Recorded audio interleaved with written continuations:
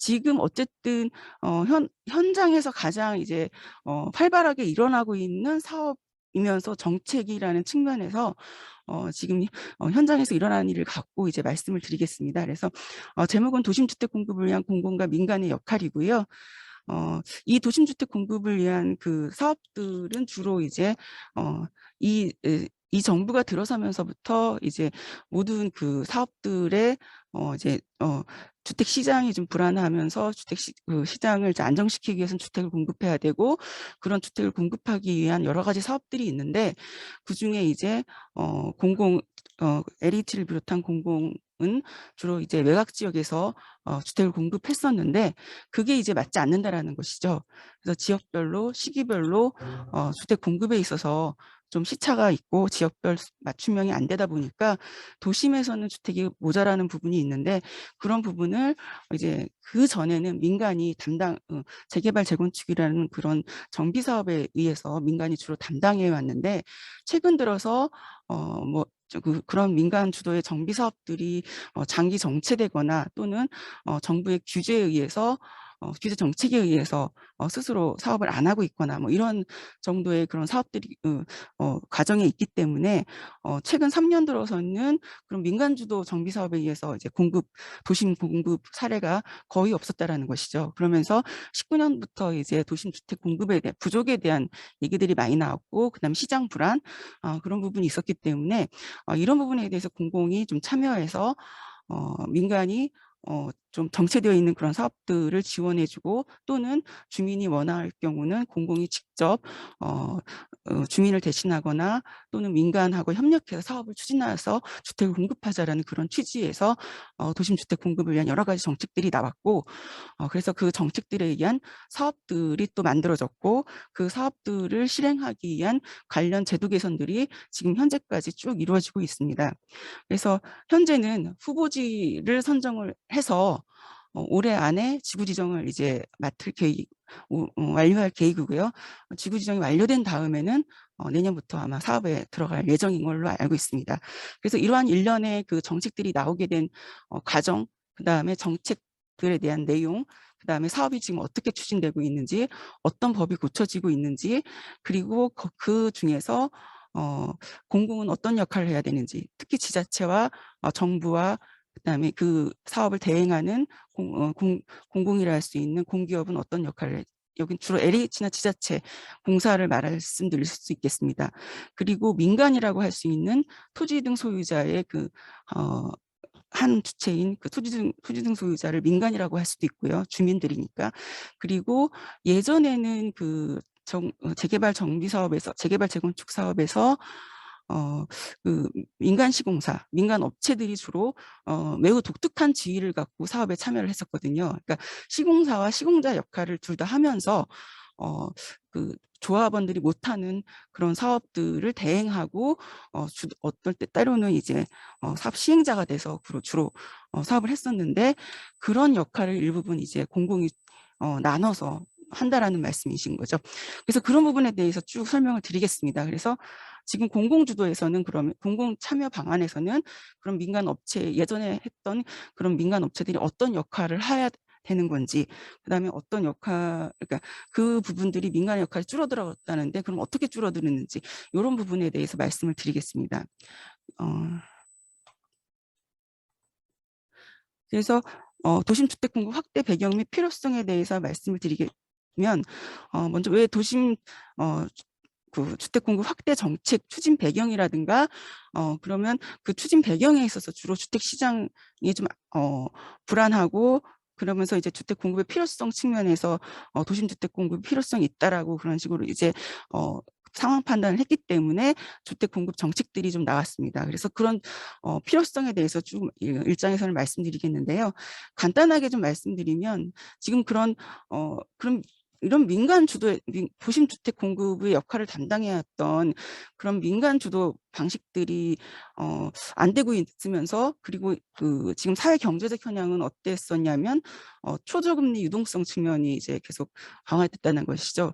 특히 이제 3기 신도시가 이제 추진되면서 시중에 이제 보상에 대한 그런 금액들이 이제 많이 떠돌아다니면서 유동성이 있었었고, 그다음에 소득이 증가됐고, 소득이 증가되면 도심 주택을, 질 좋은 주택을 좀 선호하는 그런 소득 계층들이 발생되고, 그다음에 서울에서는 서울 플랜이라든가 또는 역세권 중심으로의 어떤 도시기능 재편 요구가 좀 있었습니다. 그래서 그리고 서울시 자체가 역세권 중심으로 기능 재편을 하고자 하는 그런 뭐 기본 계획을 갖고 있었고요.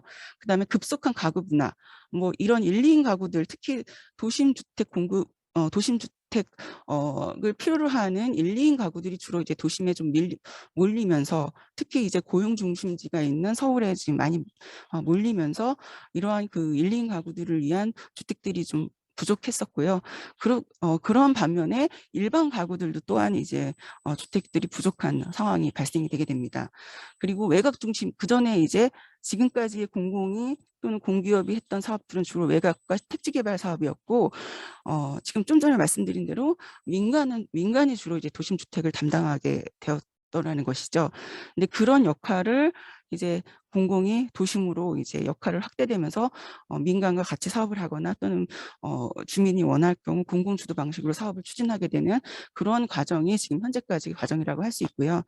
그리고 이러한 뭐 여러 사회 환경적 변화에 의해서 젊은 층의 내 집 마련 불안 심리가 좀 발생이 됐고요. 그래서 2030 뭐 영끌, 그리고 3040 패닉 바잉, 이런 현상들이 계속 나타났습니다. 그래서 또 어떤 면에서는 집값 상승의 기대감으로 인해서 주택 가격이 좀 상승하는 그런 측면이 있었고요.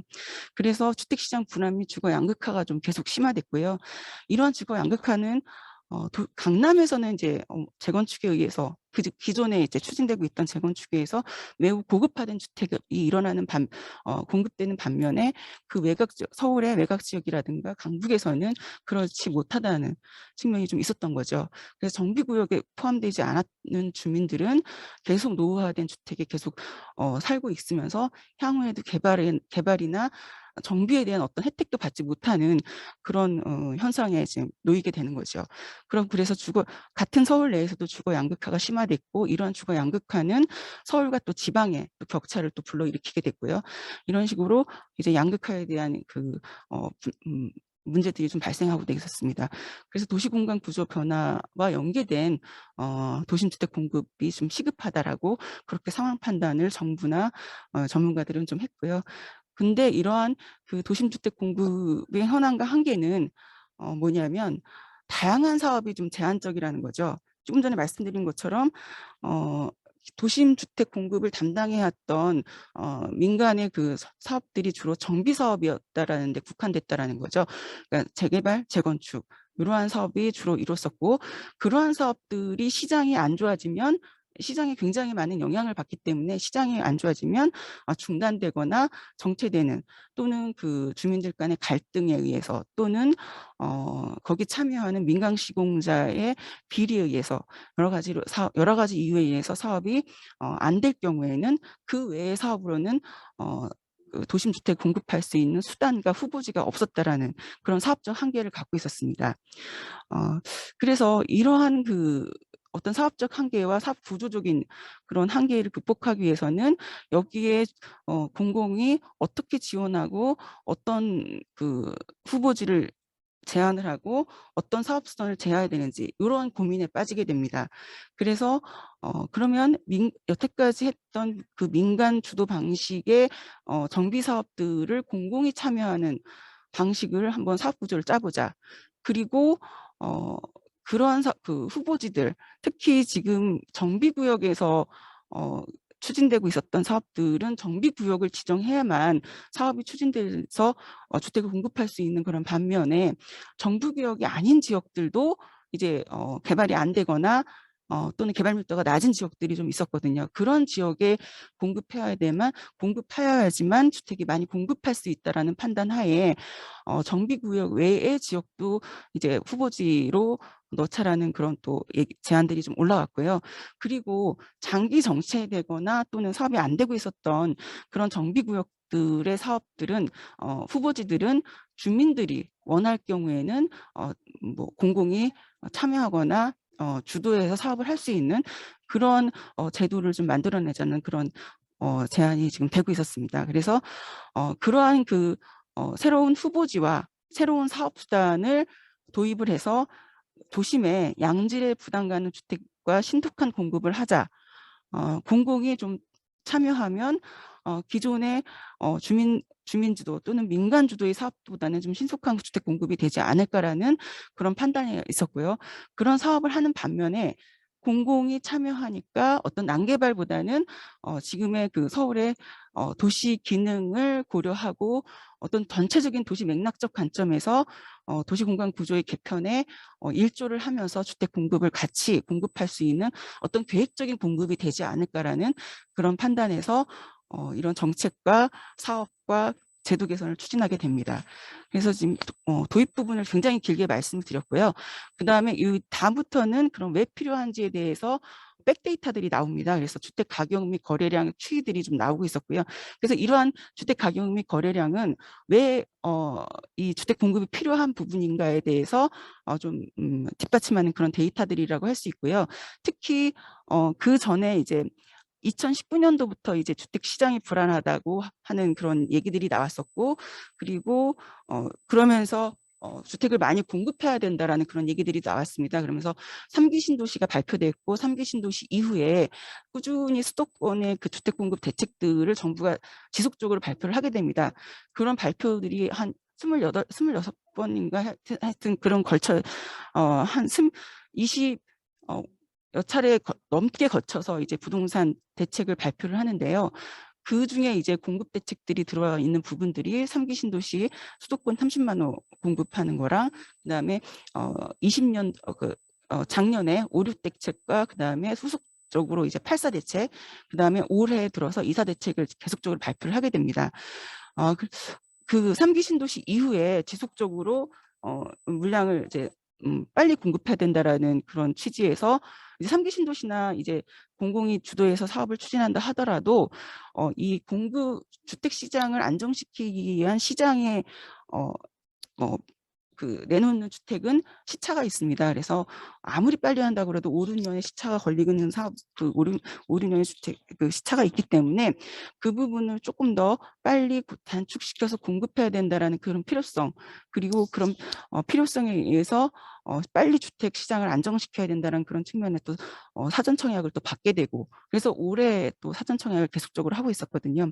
그래서 그런 수도권 신도시와 최근에 이사 대책의 일부 물량까지 사전 청약을 해서 시민들한테 정부는 계속적으로 주택을 지속적으로 공급하고 있다라는 이런 사인을 주게 됩니다.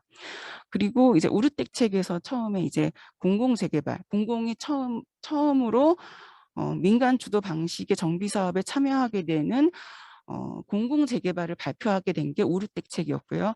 그다음에 8.4 대책에서는 공공 재개발을 물량을 확대하고, 그다음에 공공 재건축에 공공이 참여하는 공공 재건축 사업도 발표를 하게 됩니다.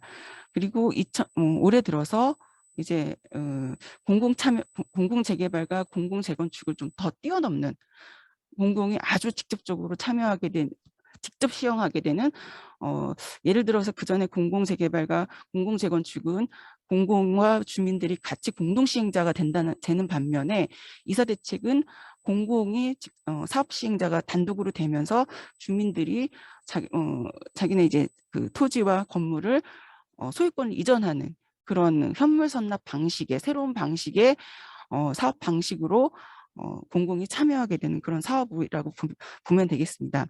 그래서 그 이사대책이 발표된 이후에 일시적으로 주택 거래량과 가격이 조금 이제 안정되게 됩니다.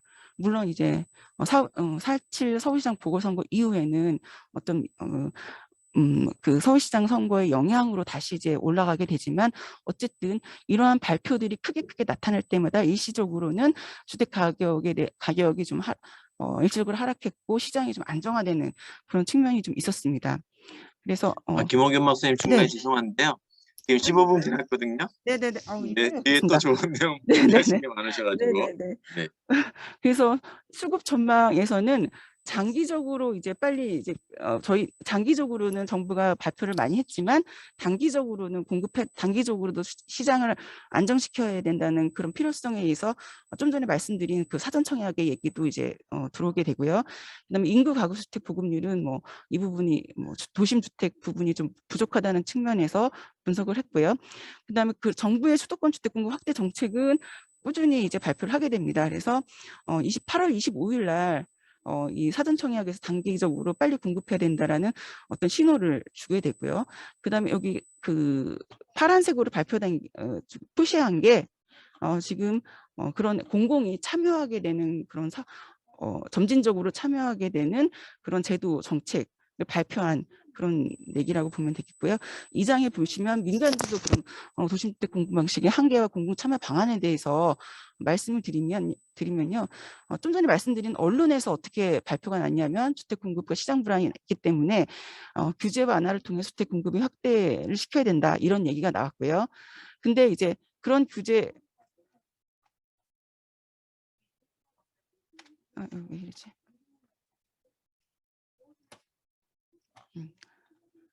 죄송합니다.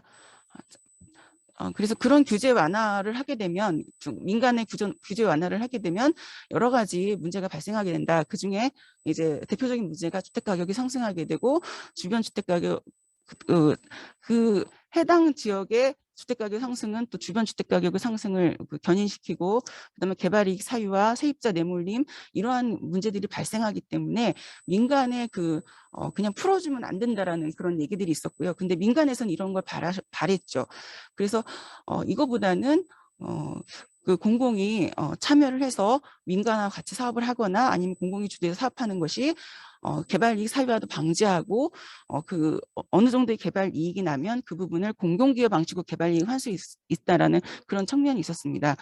그리고 이제 민간주도 정비사업의 성격 및 특성을 보면 그전에 민간주도 방식의 개발사업 정비사업 같은 경우는 개발 이익에 의존하는 사업이었고 그 개발 이익에 의존하는 사업들은 주로 고밀도 개발을 해야 되고 기반시설 최소화를 해야 되고 또 시장 주변 시장이 상승 국면에 좀 있어야 됩니다. 그리고 국공유지 불화를 받아야 되고 이런 여러 가지 옵션들이 돼야 민간이 사업을 할 수 있거든요.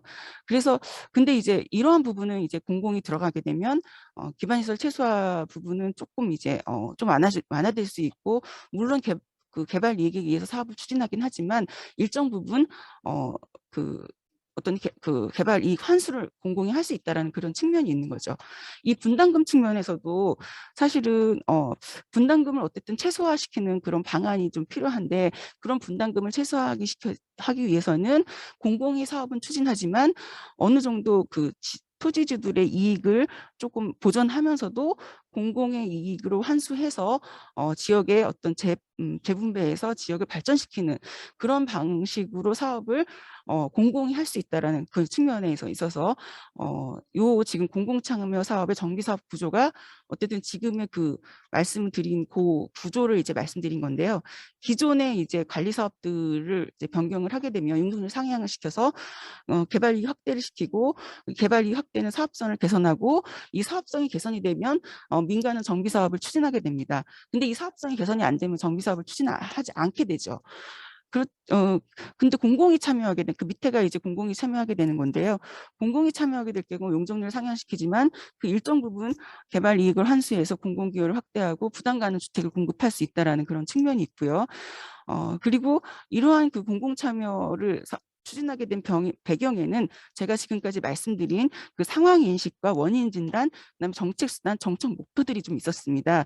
그래서 정책 수단은 지금 뭐 용적률을 상향시킨다거나 사업 기간을 단축하고 고밀 개발을 할 수 있다는 측면이고, 그러면 정책 목표는 주택 시장을 안정시킨다라는 그런 목표가 있었고요. 그다음 민간 주도 정비 사업의 그 현황과 한계는 이 부분은 그런 도심 주택 공급을 재개발이나 재건축이 담당해 왔다. 그런 측면을 이제 데이터로 나타낸 것이고요. 그다음에 현황과 한계는 지금 쭉 말씀드린 부분들이 좀 들어 있으니까 이 부분 참고하시면 될 것 같고요. 그다음에 이제 제가 이제 그 사업적 한계들이 있다고 했었는데 서울에서 이제 민간에 의해서 사업 추진으로 인해서 도심 주택을 공급해야 하는데 사실 서울시도 이제 그 행복주택이라든가 이런 사업을 이제 공급을 해야 되는데 그런 그 공급을 할 수 있는 공간과 사업수단이 조금 예산도 부족했었고 사업수단도 좀 없었고 해서 서울시는 그 민간 제안을 활용해서 역세권 활성화 사업을 통해서 청년주택이라든가 민간 지원 공공임대주택을 공급했었거든요. 그래서 이 부분이 약간 그 시간 타임상으로 한 3번의 그런 그 방식, 역세권 활용하는 그 사업 방식으로 이제 발표를 해서 사업을 추진하게 되는데 목표한 만큼 잘 되지 않았습니다. 공급 물량도 목표량을 달성하지 못했고요. 이 사업 방식들도 한시적인 사업이었다라는데 이제 문제점이 있었습니다. 그래서 이 민간 제한 청년주택 개발 또 역세권 활성화 사업도 여러 가지 한계가 있었다라는 것이고요. 그래서 그 부분을 조금 말씀드릴 부분이 있었고요.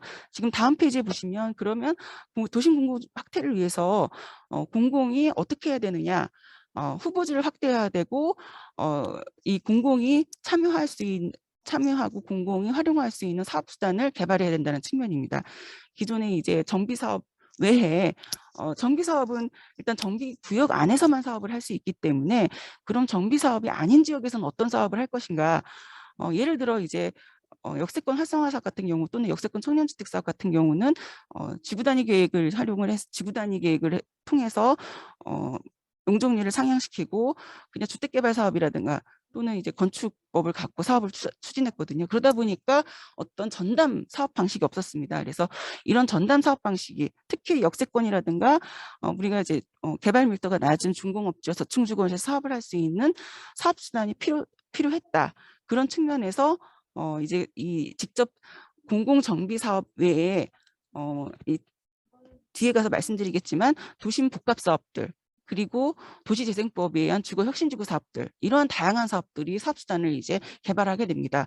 그리고 후보지 자체도 기존의 정비사업구역 외에서 사업을 하게 되는데요. 그것이 지금 말씀드린 정비사업구역이 아닌 역세권과 저층주거지, 중공업지역, 그다음에 도시재생사업지역 이런 사업지역, 이런 지역들을 대해서 공모를 받아서 사업을 추진하게 됩니다. 그래서 왜 이 공공이 사업에 참여하게 되면서 뭐가 필요하고 어떤 사업수단이 필요한지에 대해서 좀 개괄적으로 말씀드렸고요. 그리고 이 부분은 그러면 기존의 역세권 중공업자 저층고지가 어떤가 이런 부분을 이제 그림으로 나타낸 부분이고요. 기존의 공공이 쭉 이제 공공 참여를 서서히 확대되었다라는 그런 측면에서 쭉 이게 과정들을 말씀드린 거고요. 그리고 지금 제가 이제 집중적으로 말씀드려야 될 부분들이 이사 대책 부분들인데요. 이 3080 대도시권 주택 공급 획기적 확대 방안입니다.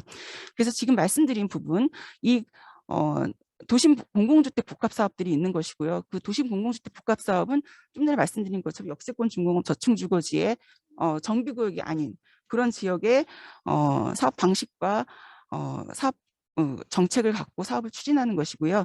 그래서 이 사업은 기존의 도심 주택 공주법을 활용하게 됩니다. 공공주택 특별법을 활용하게 되고요. 그다음에 공공직접시행 정비사업은 도정법을 활용하는 사업이고요. 이거 같은 사업들은 기존에 정비구에서 주민이 원할 경우 그냥 원할 경우 공공이 사업에 참여하는 거고요. 그다음에 도시재생을 통한 주택 공급은 도시재생법의 주거 혁신주구를 도입해서 사업을 추진하는 것입니다. 그리고 나머지는 뭐 크게 이제 기존에 하고 있던 사업들을 계속 추진하는 것이고요. 네, 그리고 15분 네, 남았습니다. 네네네. 도심 공공주택 복합 사업들은 주로 이제 좀 말씀드린 것처럼 역세권 중공업 저층주거 노후지를 사업을 추진하고요. 그런 사업들의 특징은 토지 등 소유, 그러니까 예를 들어 이제 제가 공공정비사업 같은 경우는 거의 지금 공공재개발 사업과 거의 비슷하고 규제 완화 측면에서 거의 비슷하기 때문에 좀 넘어가겠습니다. 지금 집중적으로 말씀드린 부분은 이제 도심 공공주택 복합 사업인데요. 이 공주법으로 사업을 하게 되는 것입니다. 그래서 이 부분을 보시면 토지 등 소유자의 추가 수익률을 보장하고 규제 완화를 통해서 어쨌든 주택 공급을 하는 거고 기부채납 비율을 조금 이제 이 부분을 좀 고민을 했었는데 어쨌든 이 부분을 좀 최소화해야 토지 등이 참여하기 때문에 기부채납 비율을 좀 최소화시키는 방안, 그다음에 민간 시공자를 어쨌든 공공이 하기 때문에 뭐 닭장형의 아파트 형식의 주택 아주 싼 주택 공급이 아니라 민간 시공자를 주민이 선택할 수 있기 때문에 창의적 건축에 의한 어떤 질 높은 주택을 공급할 수 있다라는 측면이고요. 그리고 공공주도를 통해서 주민 부담이 좀 경감되는 측면이 있고, 왜냐하면 주로 이제 정비 사업이라든가 사업에 의해서 비용이 올라가는 측면, 분담금이 올라가는 측면은 약간 사업 기간이 길어지면서 분담금이 올라가는 측면이 있거든요. 그래서 이런 부분을 평균 한 13년이 걸리는 부분을 공공이 주도하면 한 5년 정도 걸린다라는 측면에 있어 사업 기간을 단축해서 사업비를 줄여서 수익은 높이고 비용은 줄여서 분담금을 최소화시키는 그런 사업 방식을 택하고 있고요. 그다음에 이거는 조금 위험할 수도 있겠는데 어쨌든 모든 리스크는 공공이 부담한다. 이게 지금 이 사업의 가장 특징적인 사업이라고 할 수 있겠습니다.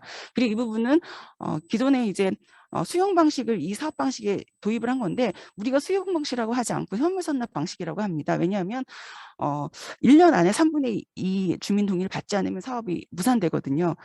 수용 재결까지 가지 않는 그런 사업 방식이기 때문에 어쨌든 현물 선납 방식의 그런 사업 방식을 채택하고 있고, 이 사업은 또 추가 수익률이라든 여러 가지 건축적 규제 완화와 제초한 미부가, 그다음 인허가 지원, 공공이 리스크 책임, 여러 가지 이런 인센티브가 들어가기 때문에 어쨌든 토지주 입장에서는 굉장히 뭐 혜택이 돌아가는 사업이라고 할 수 있고요.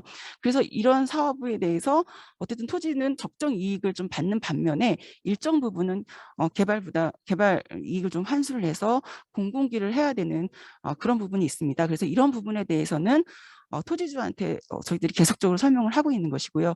그런 측면에서 공공자가라든가 기부 체납이라든가 이런 부분이 없을 수가 없다라는 그런 부분이 있고요. 그다음에 이 토지등록이자 세입자 지원 방안은 민간 주도 방식에서는 할 수 없는 부분들인데, 이 부분은 공공이 들어가면서 어쨌든 그 거주자들 또는 모든 세입자들을 재정착시키는 데 노력할 것이라는 그런 측면입니다. 그래서 이런 부분이고요. 그리고 이거는 이제 사업이 이제 인허가 단계라든가 또는 그 관리처분 방식, 이 사업 방식 자체가 잠재적인 관리처분 방식을 따르고 있거든요. 그래서 그 사업 방식에서는 관리처분 단계라고 보이지는 않지만 어쨌든 관리처분 방식의 그 계산 방법에 의해서 사업을 추진하는 것이기 때문에 사업 기간이 굉장히 단축된다라는 그런 측면입니다. 그래서 이 부분은 각 그 공공이 기존의 정비 사업에 그 공공 참여도에 따라서 어떻게 들어갈 때 그 사업에 그 차이점이 있는지에 대해서 지금 뭐 기술한 내용이고요. 이거는 좀 참고를 하시면 될 것 같고요. 그럼 공공참여주택 공급사업의 추진 현황 관련법에 대해서는 지금 현재 법들이 많이 이제 개정이 됐고요. 그리고 후보지들이 선정이 돼서 뭐 재생사업 같은 경우는 뭐 지금 후보지가 3개를 해서 LH가 추진하고 있고, 그 다음에 역세권도 후보지들이 많이 선정이 돼서 지금 몇 개 추진하고 있고, 그 다음에 특히 저층주거지 사업들이 지금 어느 정도 되고 있습니다. 그래서 서울의 증산지역 같은 경우, 증산동 같은 경우는 지금 현재 추진하고 있고요. 그리고 지금도 현재도 계속 그 지자체와 공기업이 계속적으로 사업 설명을 설명하고 있습니다. 그래서 지금 현재 그래서 선도사업 후보지 동의율 현황을 보면 지구지정 요건이 한 3분의 2 이상 되는 지역이 한 14곳 정도 돼서 어느 정도 이제 주민들이 굉장히 많이 호응을 보인다라는 그런 결과고요.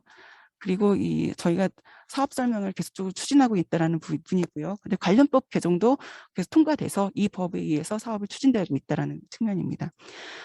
그리고 이제 사장님 보시면, 그러면 지금 현장에서는 이런 공공사업에 대해서, 공공참여 사업에 대해서 어떤 그 반응인가라는 말씀을 드리겠습니다. 그래서 그런 반응을 보시면 찬성하는 입장에서는 국토부와 LH를 신뢰한다는 측면이고요.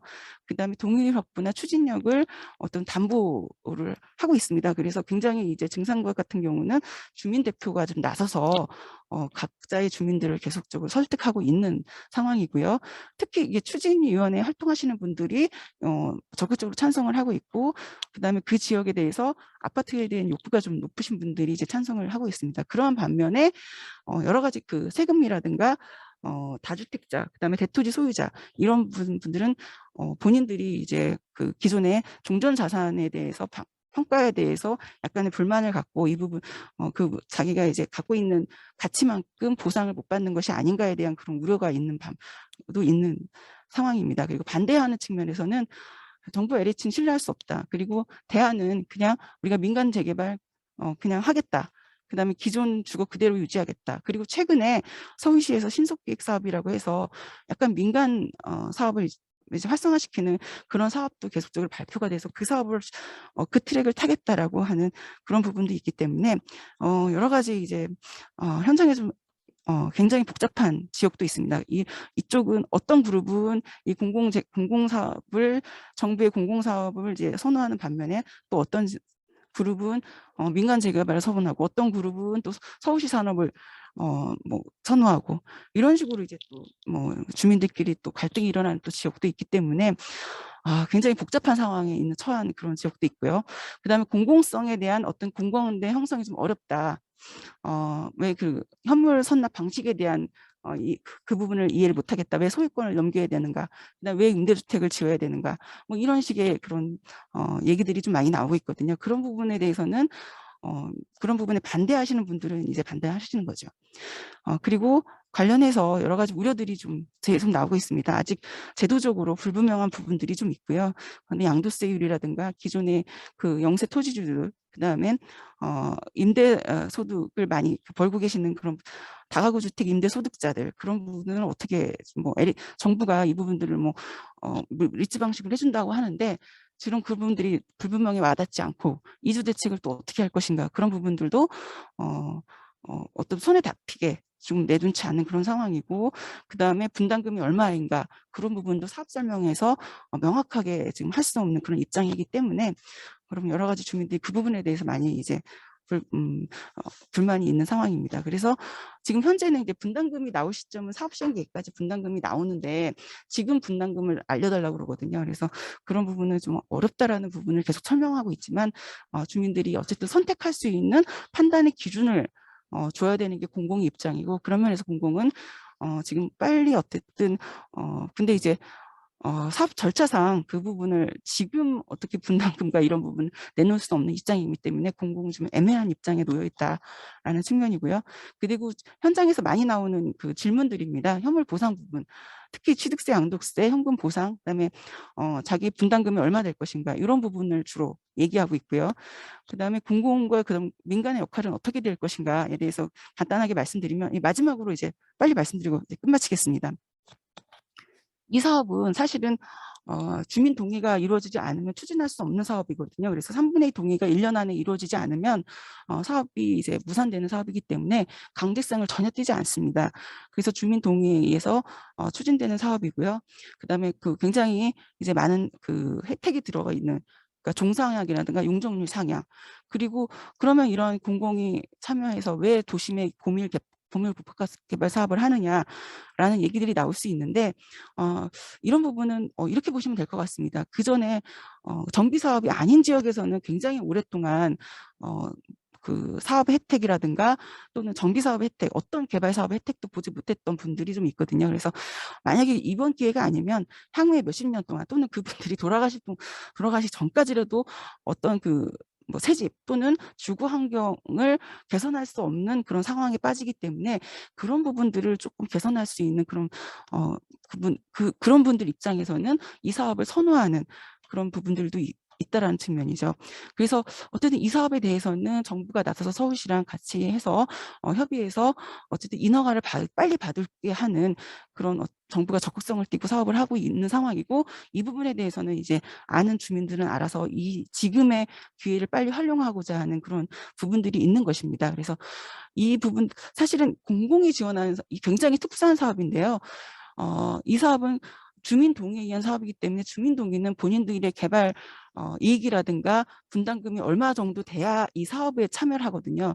그렇기 때문에 개발 이익에 대해서 전부 다 개발 이익을 환수해서 공공이 가져갈 수 있는 상황도 아니고 그래서 토지주들의 어떤 개발 이익을 어느 정도 확보를 하면서 일정 부분 또 공공의 이익을 위해서 개발 이익을 환수를 해서 어쨌든 공공의 다시 지역에 뭐 다시 재투자하는 그런 어떤 선순환적인 사업 구조를 좀 형성해야 됩니다. 그래서 공공성과 수익성이 균형을 이루는 사업이 돼야 되고요. 그런 측면에서 LH는 공공은 어떤 역할을 할 것인가의 측면에서는 민간이 할 수 없는 역할을 하는 것이죠. 민간 사업을 할 수는 없는 그 어쨌든 그 모든 그 거주자들, 세입자들 이주 대책을 해주고 재정착을 시켜주고 그다음에 사업의 투명성을 확보하고 이주 대책해주고 임대주택을 지어주고 그다음에 그 지역의 광역교통 시설을 어쨌든 일정 부분 해결해주는 그런 역할을 좀 한다고 보면 될 것 같고요.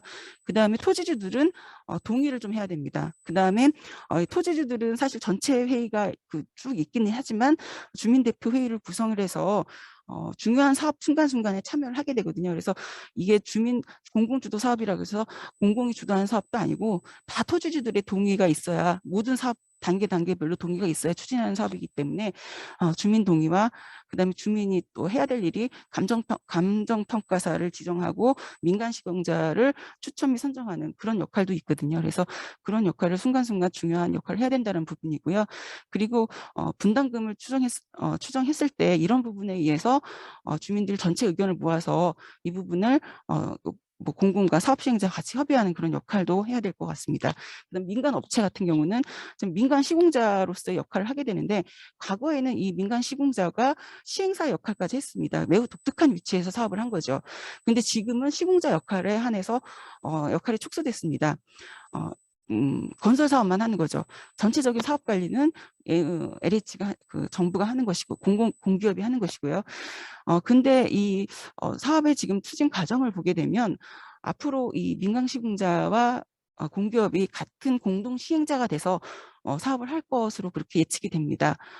그래서 일정 부분 그런 역할로 민간 시공자를 끌어올릴 격상시켜서 사업 시행자의 역할도 같이 하면서 이제 역할을 위상을 좀 높여줄 것으로 그렇게 예측이 되고요.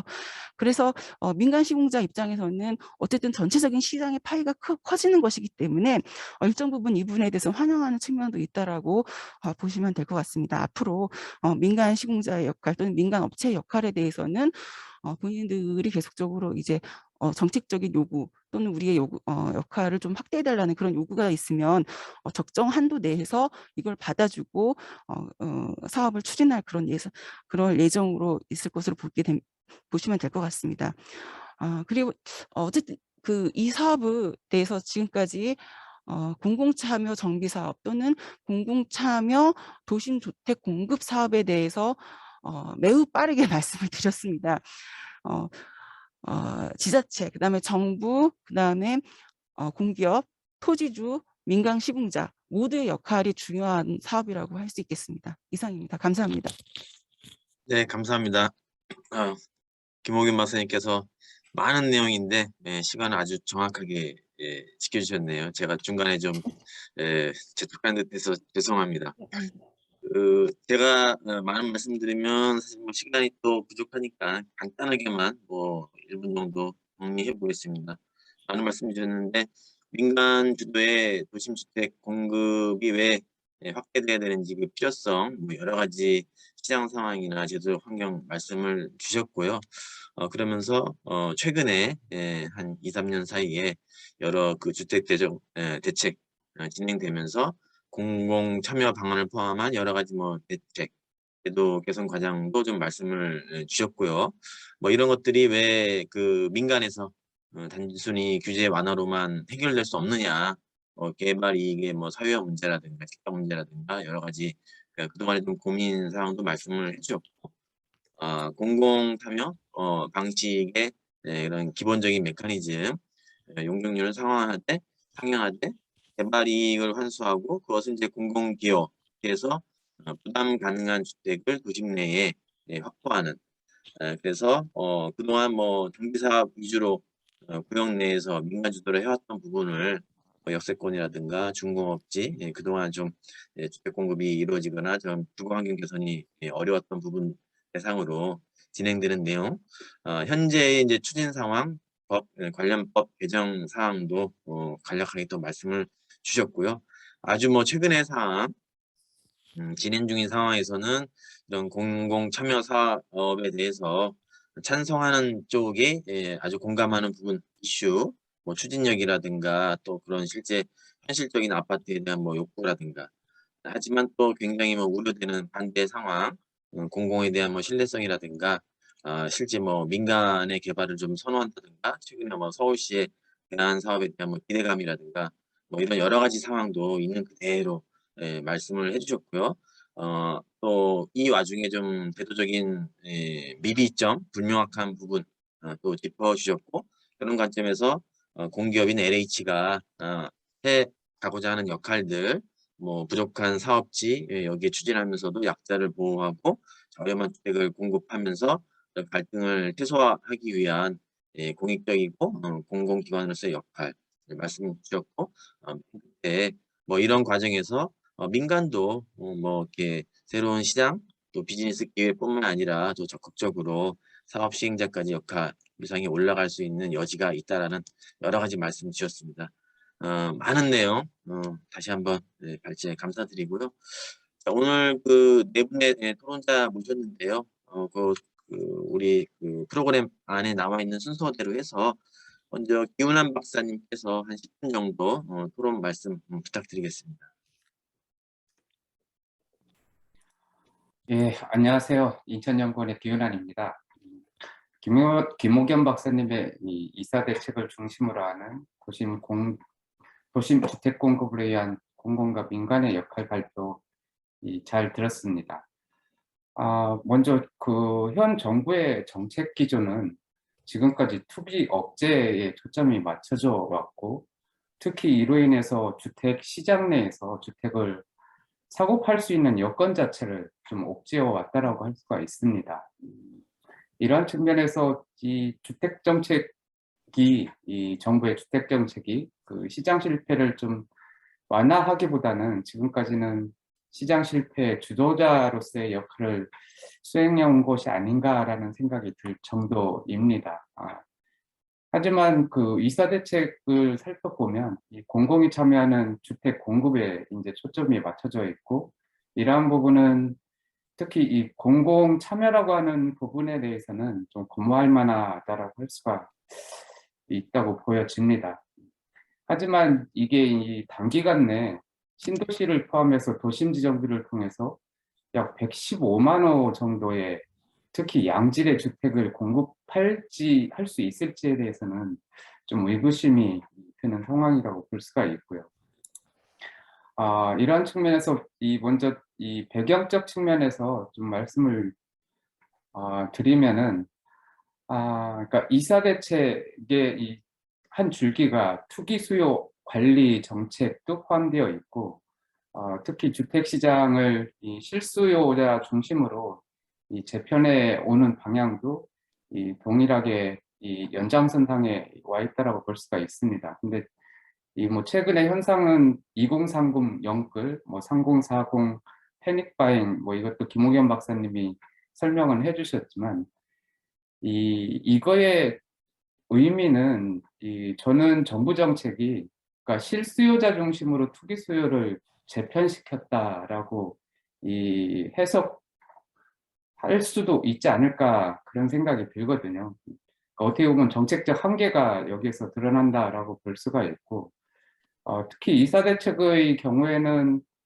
이 내용 자체가 이 도시정비 사업이나 이 도심 주택 공급 사업 등에 이제 초점이 맞춰지다 보니까 이게 서울을 위한 정책이 아닌가라는 생각이 듭니다. 이 서울의 주택 시장 상황에서는 좀 적합한 정책이라고 드는데, 이 전국적인 현상으로 확대하기에는 좀 이 명분이 없지 않나라는 생각이 듭니다. 특히 이 3기 신도시 발표하고 선분양제도 도입 등으로 인해서 이 청년 계층이 서울을 이탈시키는 정책을 정부에서 펴왔고, 다시 이 도심 내 공공개발을 통해서 유입을 시키고자 하는 이런 것들은 어떻게 보면 정책적 모순이 아닌가라는 생각이 드는 측면도 있습니다.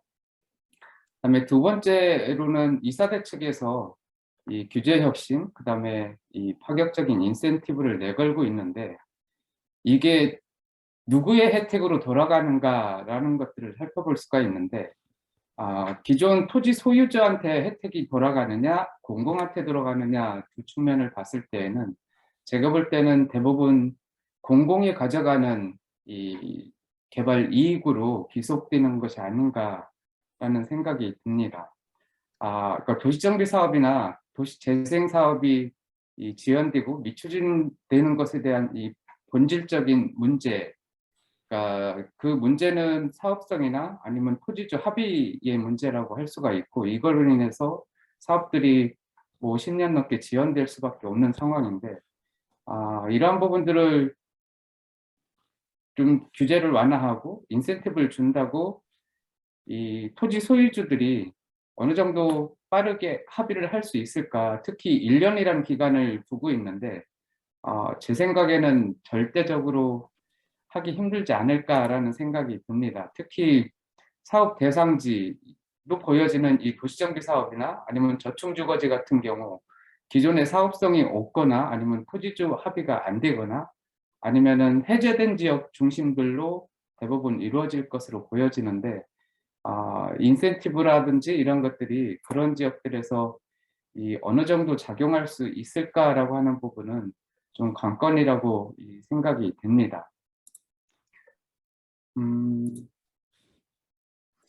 특히 이 토지주 입장에서는 이 개발 이익의 기대를, 그러니까 현재 이 개발 비용 감소시키는 것보다는, 그러니까 개발 후의 이익 상승 기대감이 크고, 그다음에 두 번째로는 현재의 주택 면적보다는 향후 받아야 되는, 그러니까 분양되는 주택 면적의 상승의 기대감이, 이 두 가지 기대감으로 인해서 사업을 할지 말지를 이제 결정을 하게 될 것으로 보여지는데, 이런 측면에서는 이 공공한테로 귀속되는 그 인센티브라든지 규제 완화 뭐 이런 측면들이 이 소유주들이 어느 정도 이 수긍하기는 쉽지 않을 것으로 보여지고요. 여기에 더불어 이 투기 대책으로 적용되고 있는 우선 공급권에 대한 1세대 1주택, 그 다음에 이 대책 발표에 이 부지 내에서 신규 매입계약 체결자에 대한 우선 공급권 미부여, 그 다음에 현금 청산이라고 하는 부분이죠. 그 다음에 사업구역에 대한 토지거래 허가구역 지정 등 뭐 이런 것들이 이 토지 소유주의 개발이익 기대감을 낮추는 것으로 작용할 수 있을 것으로 보여지고요. 그리고 매몰 비용의 문제는 이사 대책에서 언급이 되고 있지 않는 것으로 보여집니다. 이 도시정비 사업에서 매몰 비용 처리는 현재 추진이나 아니면은 조합에서 이 사용한 비용이고, 원칙적으로는 이 조합원이 부담하는, 그러니까 기존 토지 소유주들이 부담을 해야 되는 상황이기 때문에 이 조합원 토지 소유주의 분담금을 낮추더라도 이 매몰 비용이 다시 얹혀지게 되면 이 낮추는 비용 효과 자체가 이 감소되는 그런 상황이 될 수가 있을 것으로 보여지고요. 이 부분에 대해서는 이 사업 시행자인 LH가 이 부담해야 될 것으로 보여지는데, 그러니까 기존의 매몰 비용은 이 시공사에서 사업이 완료가 되면은 거기에서 개발이익으로 다 이 완화가 되는 상황과 이 같은 상황이라고 보여지는데, 이 부분이 LH가 부담 가능할지 여부도 좀 궁금한 사항이라고 볼 수가 있습니다.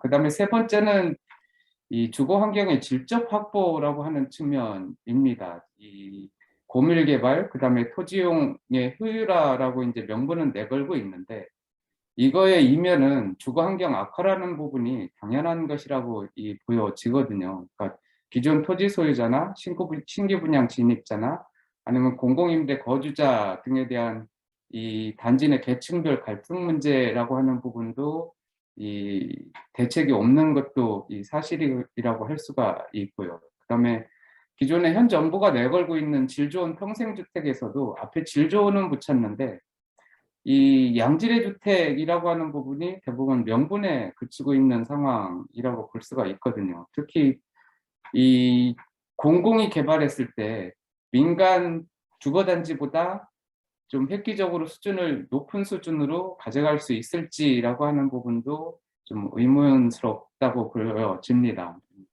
그리고 추가적으로 생활 SOC도 이제 공급 의무화를 내걸었는데, 공공시설 확보 측면에서는, 지역적 측면에서는 어느 정도 긍정적이라고 할 수가 있는데, 이 단지 내 거주민 중심 측면에서 볼 때는 현실적으로 현재 아파트 단지의 경우에는 폐쇄성이 굉장히 강합니다. 그러한 측면에서 이 생활 SOC의 경우에는 지역 주민이 공유하는 시설이기 때문에 단지 내 거주자들은 긍정적으로 보는 시각이 좀 많지 않을 것으로 보여지고요. 예를 들어서 아파트 단지 내 어린이집이 있는 경우에 단지 내 아동만 이용하는 것을 대부분 원하고 있고, 지역 주변에서 오는 어린이들은 대부분 좀 꺼려하는 그러한 경향들이 있는 것도 사실이라고 할 수가 있습니다. 특히 결론적으로 봤을 때는 이 도시정비 사업 자체는 이 부지 규모상 기반 시설 확보 효과가 크지 않고, 그다음에 이 밀도 성향에 따른 추가 혼잡도 발생 등으로 인해서 이 주거 환경 악화라는 것들은 이제 당연한 것으로 보여진다라고 할 수가 있고요. 이러한 부분을 해결하기 위해서는 그러니까 공원 등 공공시설 축소보다는 입체적으로 확보할 수 있는 방안들, 이 부분에 대한 추가적인 검토라든지 기준 강화가 필요할 것으로 보여집니다. 예를 들어 뭐 1층 공간에서 의무적으로 확보해야 될 공간, 그리고 지금 50층까지 확대한다라고 하면은 뭐 10층이나 15층 단위별로 중간 이 공간 내에서 확보할 수 있는 시설의 종류라든지 이 규모라든지 이러한 부분들에 대한 기준과 더불어서 뭐 안전, 에너지 기준 이런 것들을 좀 정해서 별도로 주거 환경의 질적 수준을 높일 수 있는 부분들에 대한 제시가 필요하지 않을까 싶고요. 그다음에 네 번째는 개발이 공여보다는 이 기부 체납을 통해서 토지를 별도로 확보를 해서 기존 토지 소유주 단지, 그다음에 임대주택 단지, 상가 이것들을 분리해서 접근해 하는 것도 좀 생각해 볼 만하다라고 보여집니다. 이 계층 혼합이라고 하는 부분에서는 같이 가는 게 긍정적이지만, 실질적인 거기 거주자라든지 이런 측면에서의 계층적 갈등은 그건 어쩔 수 없는 상황이라고 보여지는 상황이고요. 예를 들어서 음마아파트의 경우에도 재건축 시에 상가 부분은 별도로 시행하려고 하는 부분까지 검토했을 정도로 이 상가 부분하고 기존 주택 소유자, 그다음에 세입자에 대한 이 갈등 부분에 대한 것들은 추가적인 검토가 필요하지 않을까라는 생각이 듭니다. 그다음에 마무리 마지막으로 부탁드립니다.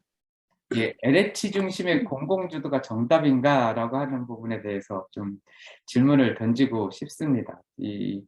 LH가 기존의 사업들을 신도시 사업 중심으로 해왔는데, 신도시 사업은 개발제한구역이나 농림지역, 그러니까 토지 이해관계가 아주 단순 명확한 지역들 중심으로 시행을 해왔는데, 지금은 도시정비사업 아니면 도심지 복합사업이나 재생사업들이기 때문에 이해관계가 굉장히 복잡합니다. 이러한 부분들을 해결하면서 LH가 과연 그런 수행 능력이 될지라고 하는 측면과 더불어서 공공관리자나 시행자 역할도 할 수 있을까라고 하는 부분, 이거에 대한 좀 의구심이 듭니다. 이거는 좀 김은건 박사님이 좀 말씀을 해주시면 감사하겠습니다. 예, 이상입니다. 네, 김은환 박사님, 네. 많은 말씀 감사합니다. 정부의 어떤 정책 흐름 속에서 좀 그런 그 규제, 다시 공급, 또 공간적으로 봤을 때는 신도시 같은 외곽 지역으로 뭐 수요자를 유도하다가 다시 도심 내로 끌어들이는 정책적인 모순이라든가 그런 파격적으로 제공되는 인센티브는 과연 누구의 혜택이냐, 뭐 그런 부분에서의 실제 토지 소유주들이 정말 혜택으로 느낄 수 있느냐, 이게 이제 동의와 합의의 결국 성과를 이끌어내는 핵심인데, 그런 부분에 대해서 이제 좀 그 필수적 의구심을 많이 또 말씀 주셨고요. 주거 환경 부분에서 어떤 질적인 표방하는 것과는 달리 좀 많은 악화가 있지 않을까라는 부분도 말씀 주셨고, 뭐 여러 가지 중에 질문도 주셨습니다. LH 주도의 공공개발이 바람직한 것인지, 일단 조금 그 시간 기회가 되면 김옥겸 박사님이 좀 마무리 말씀 좀 답변을 기대해 보겠습니다. 자, 그러면 두 번째 토론으로 우리 SH 연구원의 김지은 박사님 토론 부탁드리겠습니다. 네, 저 긴 발표 잘 들었습니다. 저도 같은 비슷한 연구를 하는 입장에서 많이 도움이 됐고요. 저는 한 4-5가지 정도 포인트에 대해서 좀 말씀을 드리려고 합니다. 첫 번째는 사실 이사 대책이 발표된 이후에 특히 서울시 같은 경우에는 정책적인 환경이 굉장히 급변을 한 상황입니다. 그래서 그 이사 대책을 발표할 때만 해도 민간 주도의 그 도심 내 주택 공급, 뭐 사실은 도심 아파트 공급을 말하는 거죠. 그 부분이 상당히 부진했고 그 부분에 대한 변화가 없는 시점이었다가 이제 이사 대책 발표 이후에 그 서울시 내에서도 지금까지 계속 민간 주도 정비 사업 활성화를 추진을 하면서 지금 상당히 애매한 시점인 것 같습니다.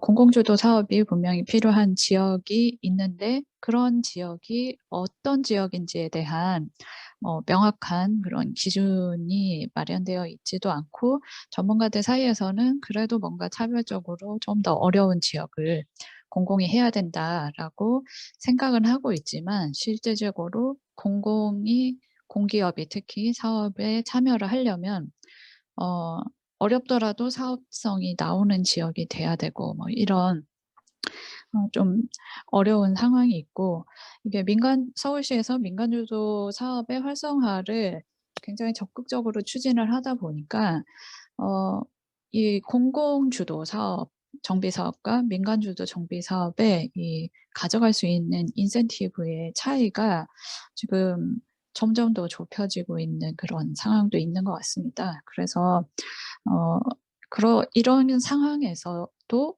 공공이 해야만 하는 이 노후 주거지나 어떤 열악한 지역이라는 게 어떤 곳인가에 대해서 저도 현재 연구를 하고 있지만 조금 더 정책적으로 세심한 좀 고민이 필요한 시점인 것 같고 사실 박사님께서 중간에 말씀하셨지만 SH나 LH나 혹은 국토부 서울시 입장에서는 주민들이 선택할 수 있는 사업의 종류도 많아졌기 때문에 주민들에게는 좋은 거다라는 생각을 하는 경우도 있는데 사실 지역에서는 이 사업 간의 차이가 뭔지, 어떤 게 더 좋은 건지 이거를 판단할 수 있는 상황은 아닌 것 같습니다. 그래서 어떤 곳에서는 공공을 믿고 인제 사업을 같이 한번 가 보자 하는 상황이고 어떤 곳은 또 다른 생각을 가지고 있고 이렇게 지역 내에서 사실은 굉장히 혼란하고 주민들 간의 갈등도 많은 상황인데 이런 상황에서 이사 대책으로 발표한 도심 공공주택 복합 사업 같은 경우에는 이제 공기업과 함께 사업을 하게 되는데 사실 예정지구 지정이야 어떻게든 할 수 있겠지만 예정지구를 지정한 다음에 본 지구로 1년 안에 본 지구를 지정하려면 그만큼 주민 동의를 받아야 되는데 만약 이 동의를 받는 과정도 사실은 이 동의를 받는데도 돈이 들어가는데 사업 주체가 정해지지 않은 상태에서 누가 그 비용을 감당할 것인가. 사실 이런 되게 기초적인 문제부터 좀 있는 상황이고 1년 동안 아까 매몰 비용 다른 맥락에서 매몰 비용 말씀하셨지만 사실 지역에서 한 몇 달이라도 이렇게 노력을 하다가 안 됐을 때는 그에 따른 비용은 누가 어떻게 부담하는가 이런 부분의 문제들이 아직은 그렇게 구체적으로 얘기가 되고 있는 것 같지는 않습니다. 특히 도심 공공주택 복합 사업 같은 경우에 이게 많이 지금 지구 지정 예정 후보지가 지정이 돼 있는데 이 후보지들에서 앞으로 어떻게 될까 그 부분이 좀 궁금한 시점인 것 같습니다. 두 번째는 공공주도 개발 사업이 가지고 있는 구조적 특성에 대해서인데요. 사실 공공주도 개발 사업이라는 것이 예전에는 택지 개발 사업 정도, 이게 주택 부분에서는 택지 개발 사업 정도가 있었고, 이 택지 개발 사업도 사실은 공공이 사업을 함으로써 없었던 이익을 만들어서 그 만들어진 이익을 공공사업 안에서 배분하는 방식이었습니다. 그랬기 때문에 작동을 했고 그 과정에서 그렇게 일부의 수익은 공공임대주택을 짓는 데도 사용하고 이런 식으로 됐었는데 사실 그 도심공공주택 복합사업처럼 공공이 이렇게 토지를 수용하는 개념으로 하는 이 공공주도 정비 사업도 사실은 마찬가지의 맥락에서 지금 추진이 되고 있는 것 같습니다.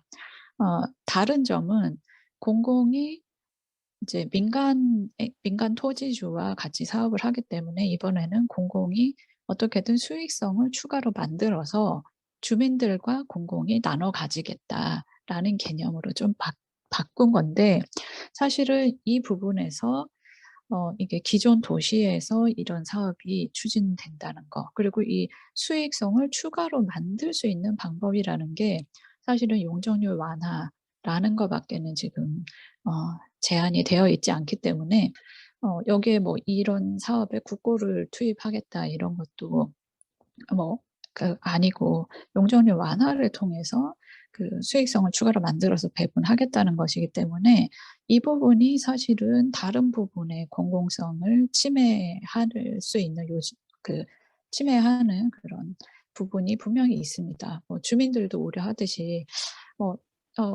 용적률 인센티브는 주는데 닭장 아파트는 아니겠지? 이런 부분이 주민들도 알고는 있는데 아니겠지라고 생각하는 그 부분. 이 부분에 있어서 도시 관리나 도시 계획을 하는 분들의 우려가 상당히 크고 사실은 국토부 차원에서는 이게 직접 지자체 이게 이런 도시 관리 부분이 지자체 소관이기 때문에 크게 국토부가 고민하는 부분이라기보다는 지자체에서 많이 고민하는 부분인데 이런 사업들이 국토부 주도로 또 추진이 될 수 있도록 대체로 구조가 짜여져 있다 보니까 이게 주민과 주민들 사이의 갈등도 문제지만 이 다양한 레벨의 그러니까 국토부, 지자체 안에서도 서울시, 자치구 이렇게 다양한 레벨의 지자체 간에 서로 다른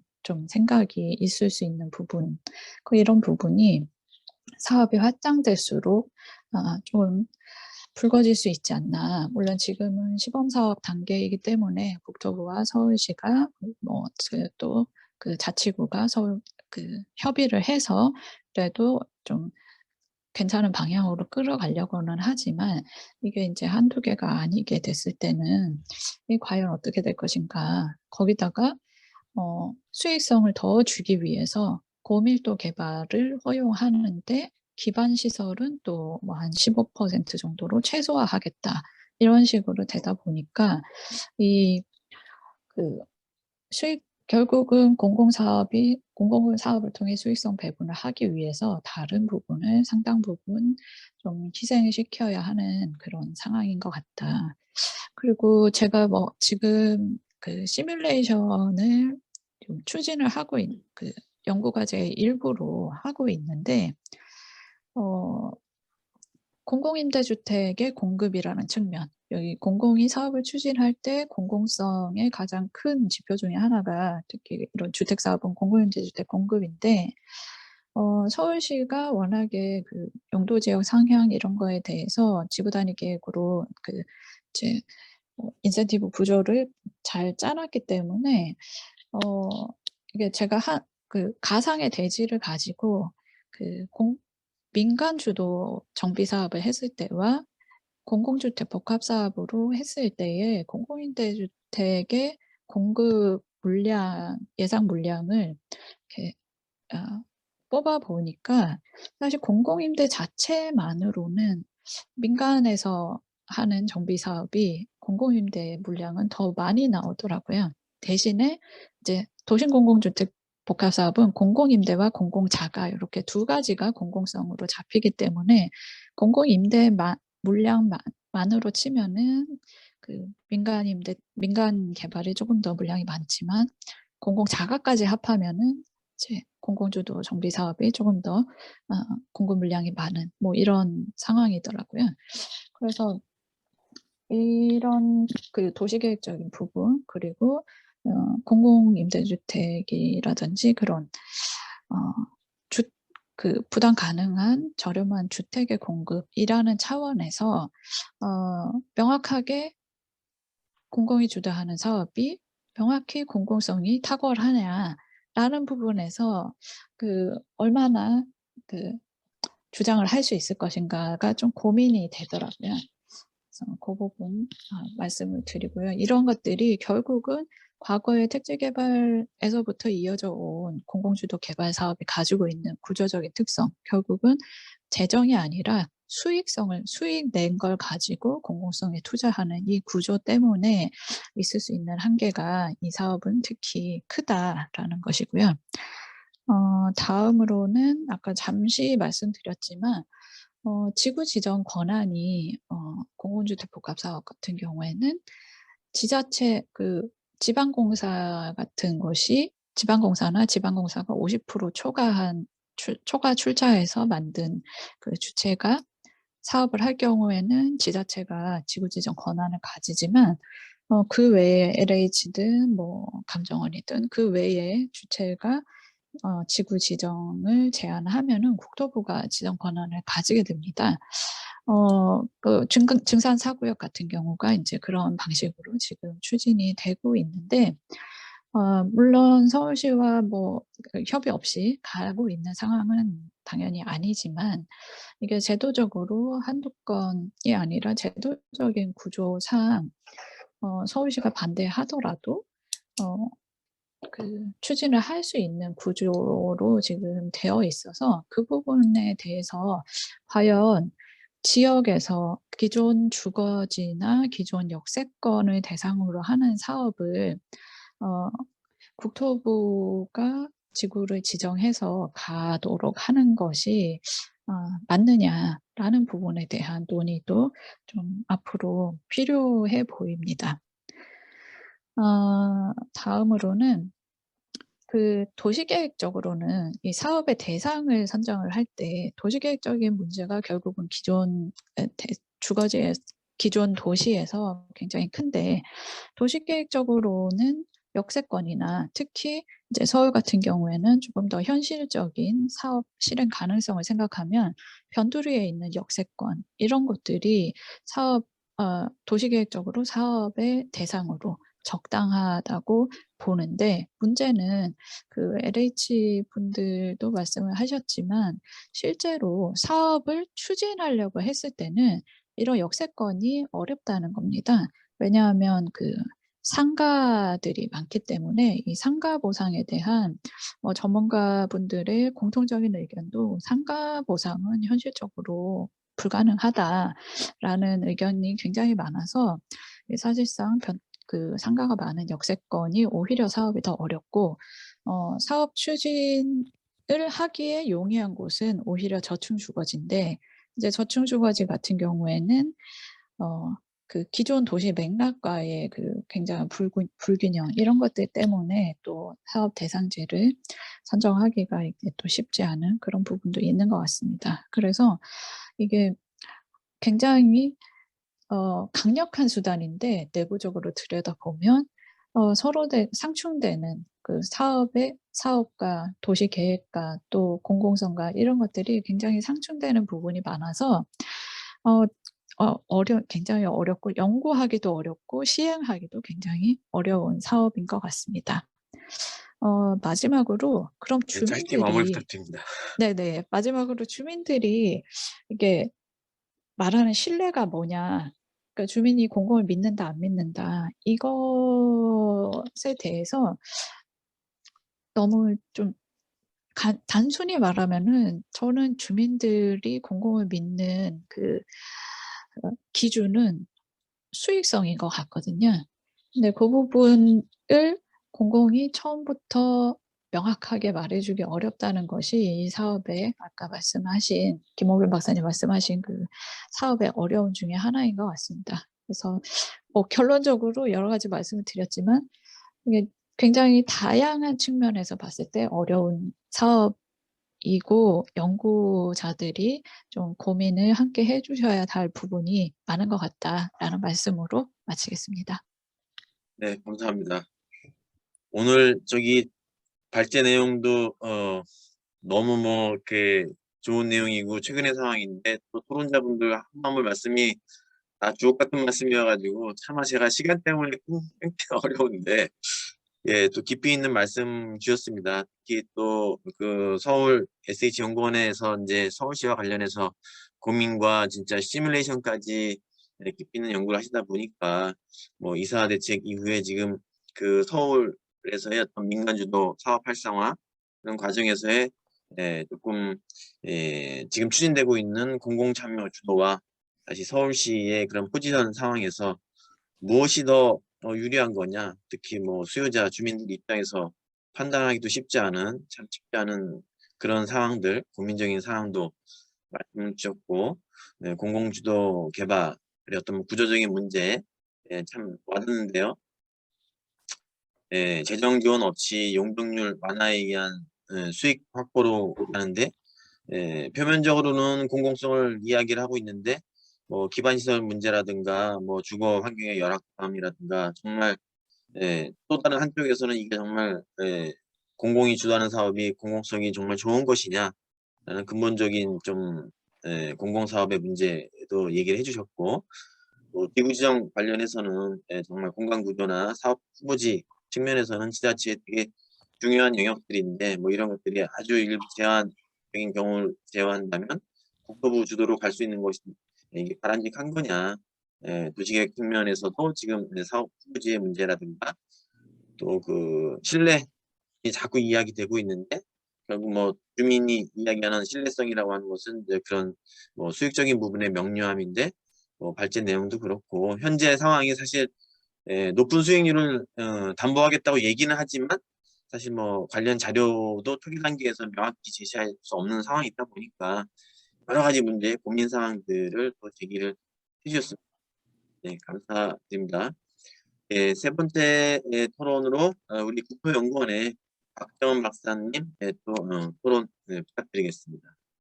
저도 발표 잘 들었습니다. 근데 앞에서 많이 말씀해 주셔서 좀 중복되는 거는 빼고 저는 점심시간을 확보하고자 조금 줄여서 몇 가지만 말씀을 드리겠습니다. 일단 이게 이제 나오게 된 배경이 이제 뭐 부동산 가격 상승이라던가 뭐 이런 것 때문에 이제 이 공급에 대한 걸로 이제 접근을 하다 보니까 사실 굉장히 모두가 다 급박하고 촉박하게 갈 수밖에 없는 상황이었던 것 같아요. 근데 이제 그거에 대해서 다들 많이 우려를 하고 계시잖아요. 그래서 그거에 빨리 해야 되는 거, 사실 3분의 2, 1년이라는 게 가능한 그런 조건은 아니지만, 이제 이렇게 가야 하는 거에 대한 어떤 그런 불안감이 다들 있는 것 같아요. 근데 어쨌든 이게 좀 현실적으로 우리가 그동안 재정비도 한 7, 8년 이상이 걸리는데 그 일정한 시간만큼을 좀 상정을 하고 정상적인 궤도로 가는 게 맞지 않나라는 생각이 드는데 문제는 이제 그렇게 될 때까지 부동산 시장과 사람들이 이거를 기다려주는가에 대한 얘기인 거잖아요. 그러려면 결국에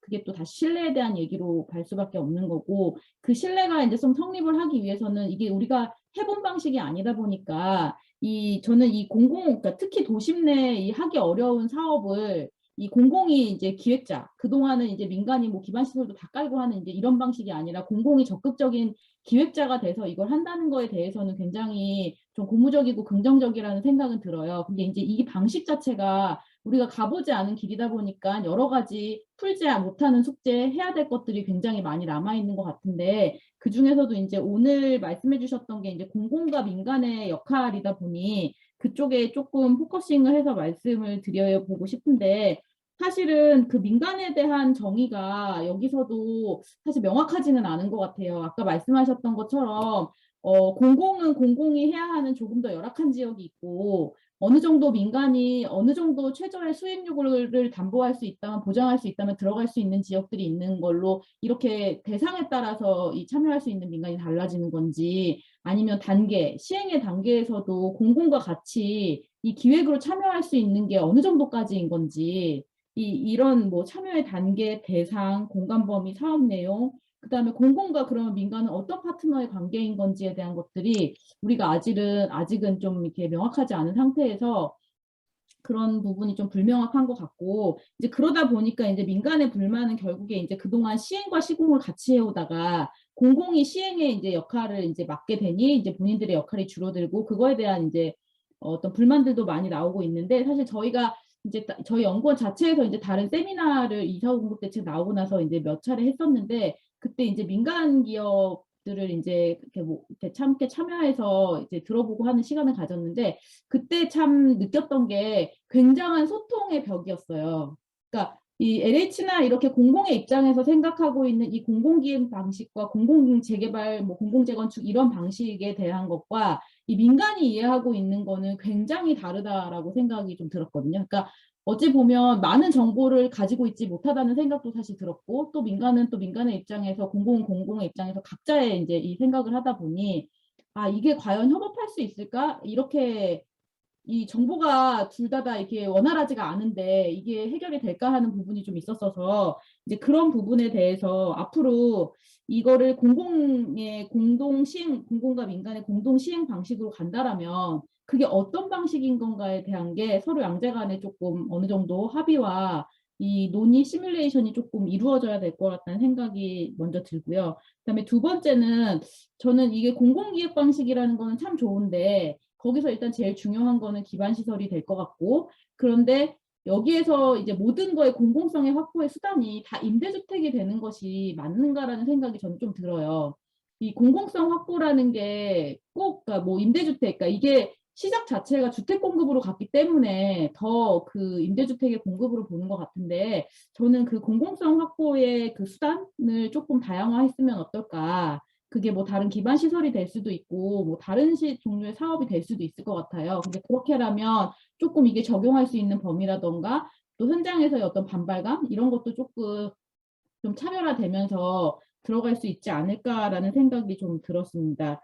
그리고 또 세 번째는, 아까 김지은 박사님도 말씀하신 것처럼 제가 제일 우려하는 부분은, 사실 공공이라고 해서 다 규제 완화를 받고 밀도를 공밀로 올릴 수 있는 건 아니다라고 생각을 해요. 왜냐하면 이게 도심 지역이기 때문에 더군다나 더 이 기반 시설을 건드리기가 어려운 부분이 있는데, 이제 이런 지역들을 이제 너무 고밀 개발했을 때 이체적으로 생길 수 있는 문제는 좀 더 클 수 있다고 생각을 하고, 그게 이제 오히려 나중에 더 안 좋은 문제를 초래할 수 있는 부분이기 때문에 좀 그런 부분에 대한 어떤 그 고려, 그리고 그것들이 공공기획이 들어가고 난 다음에 주변 시설 지역을 어떤 식으로 단계적으로 변화시킬 건지에 대한 부분이 조금 면밀하게 고민이 되지 않으면 사실은 그 차후에 남기는 문제도 굉장히 크지만, 또 다른 공공이라고 하는 이 정부와 지자체 간의 이 갈등 문제는 좀 해결을 하기가 어려울 것 같아요. 그러니까 앞에서의 사업 기간은 굉장히 단축을 하지만 결국에 그 지자체로 가서 어떤 승인 단계라던가 심의 단계에서의 기간이 더 늘어져 버릴 수도 있다라는 생각이 사실 들어서, 그 부분에 대한 것들은 이제 그걸로 들어가지만 그 이외의 주변 지역에 이제 이런 것들을 어떻게 종합적으로 고려하는가에 대한 수단이 굉장히 중요한데, 지금은 뭐 공주법, 도정법, 도시재생법, 소규모주택법 이 4개 법에서 유사한 이 세트들을 다 내세우고 다 유사한 사업 방식들을 갖고 있는데, 누구도 이거에 대해서 고민을 하고 이걸 어떻게 체계적으로 어떻게 하겠다라는 수단도 없고 이거를 관리할 수 있는 방식이 없어서 좀 그 부분이 저는 조금 굉장히 우려가 되는 부분이고, 특히 이제 도시재생에서는 도시재생 주거재생 혁신지구랑 주거특화형 누질 사업이 있는데, 이제 주거재생형 혁신지구에 대해서의 다들 고민들을 많이 하시죠. 결국에 이게 사업을 할 수 있는 곳들을 찾아다니면서 굉장히 고밀의 개발을 하고 이제 나머지는 추진이 아마 지지부진할 것이다. 이렇게 됐을 때에 이 오히려 이게 또 다른 난개발이 되는 거에 대한 문제가 굉장히 크기 때문에 이제 그런 부분에 대한 고민이 조금 필요를 할 것 같습니다. 근데 또 한편으로는 그 용적률 완화에 대한 부분 이렇게 될 것이다라고 고민을 하지만, 또 한편에서는 사실상 서울시나던가 이런 수도권 지역에서 이 용적률 완화를 할 수 있는, 해서 사업성이 날 수 있는 지역조차도 많지 않다. 대부분 다 뭐 최대 한도로까지 하더라도 그 정도의 이제 사업성을 확보하는 것이 만만치는 않을 거다. 그게 작동하기 어려울 거다라고 이제 하시는 분들도 많이 있어요. 그러니까 이제 그거는 사실 모르겠어요. 이게 그 사업 지역마다 굉장히 케이스 바이 케이스의 여건이라서 이제 그런 부분에 대한 것들까지가 좀 종합적으로 이루어져서 우리가 그 토지 소유자들도 내 거에 대한 어떤 그런 사업성에 대한 충분한 어느 정도의 이해와 신뢰, 그리고 또 다른 그 지자체와 정부 간에도 이 도시 관리 측면에서의 어떤 그 신뢰, 뭐 이런 것들이 조금 이루어지면서 좀 우리가 이걸 하나하나 밟아나가면서 이것들을 쌓아나가야 하지 않을까 하는 생각이 좀 들고, 예, 그래서 이게 뭐 주택 공급이라는 측면에서 나온 정책이다라는 것은 뭐 잘 알지만, 그럼에도 불구하고 우리가 오히려 이런 것들을 해결하고 가지 않으면 또 더 오래 걸릴 수 있는 상황이기 때문에 그런 것들을 조금 하나씩 풀어 나가면서 뭐 시뮬레이션을 좀 더 한다던가 아니면 좀 좋은 사례들이 나와준다면 이제 천천히지만 그런 것들이 또 급속하게 또 확산될 수 있는 방식이 아닐까라는 생각이 저는 좀 듭니다. 이상입니다. 네, 감사합니다. 저도 제가 뭐 말씀을 줄여야 시간이 확보가 될 것 같습니다. 간단하게만 말씀드리면 박정원 박사님께서 일단 그 공공이 기획하고 추진하는 또 이러한 그 새로운 제도적 또 사업 방식, 총론적으로는 긍정적이지만 제도와 현실의 여건은 좀 제약이 많다. 뭐 그런 부분에서는 고민하고 정의하고 해결해야 될 부분, 또 그 공공과 뭐 중앙정부, 지자체, 또 민간 여러 주체들 사이에서의 어떤 뭐 그런 정보 공유나 소통, 뭐 협업을 위한 어떤 사전 논의 필요성을 또 따로 좀 말씀을 주셨고요. 공공성 확보가 임대주택에 국한되는 것, 이게 바람직한 거냐, 뭐 그런 부분에서는 기반시설이라든가 또 다른 공익적인 사업 확보하는 뭐 다양한 방식 검토가 필요하다라는 말씀. 또 마지막에 용적률 완화에 의한 어떤 뭐 그 개발이익, 이거를 어떻게 또 공공기여로 가져갈 거냐.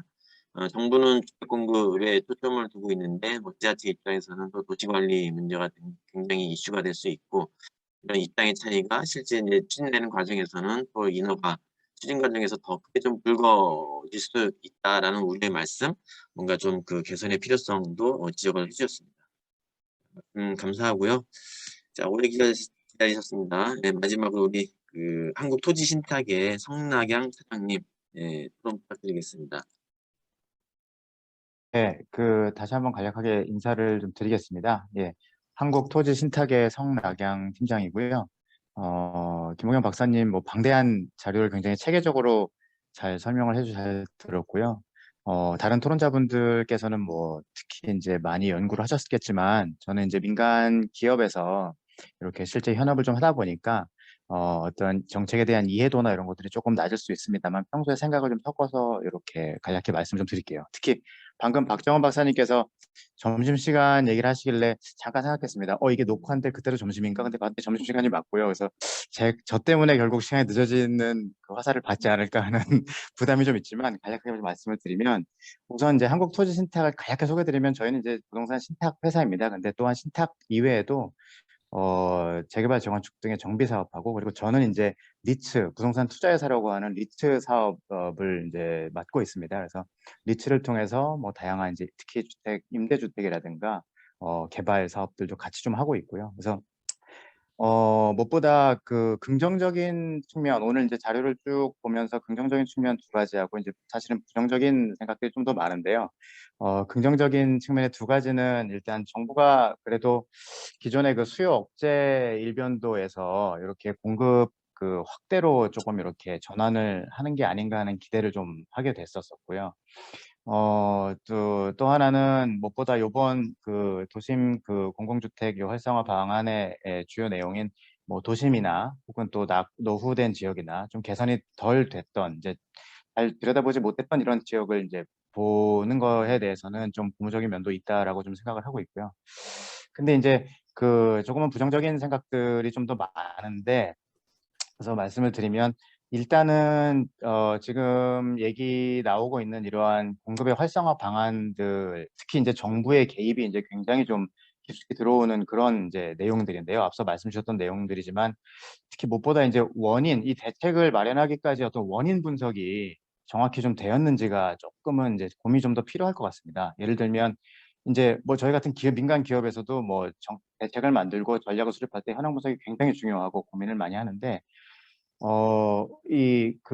비단 이제 김홍현 박사님의 뭐 어떤 생각보다도 정부의 어떤 흐름이라고 저는 생각을 하고요. 그래서 뭐 예를 들어 민간 기존의 정비 사업에 전문가가 부재한다든지, 뭐 조합의 비리가 있다든지 이런 내용은 사실은 과연 정부 개입에 이게 당위성이 될 수 있을까는 조금은 이제 의문이 좀 듭니다. 그래서 LH 혹은 정부에서 진행을 할 때에 그러한 이제 어떤 전문 분야에 대한 어떤 전문 경험과 역량들이 가능할지, 수많은 이제 토지 소유주들과의 어떤 협상이라든가 뭐 사업 관리라든가 이런 것들이 이제 어떻게 진행될지는 좀 고민이 필요할 것 같고, 또 이런 걸 인정한다 하더라도 물론 이제 뭐 교과서적인 얘기입니다만 정부가 이렇게 개입을 하기 위한 당위성은 사실은 뭐 시장 실패에 대한 그 사회적 비용이 정부 실패가 또 있을 수 있잖아요. 그래서 정부 실패에 대한 비용, 사회적 비용보다 클 때만 사실은 이제 이게 가능할 거라고 생각이 되는데, 과연 이것들은 이제 어떻게 뭐 산정해야 되는지에 대한 이슈도 있지만 이런 부분이 전반적으로 조금 걱정이 좀 되고요. 그래서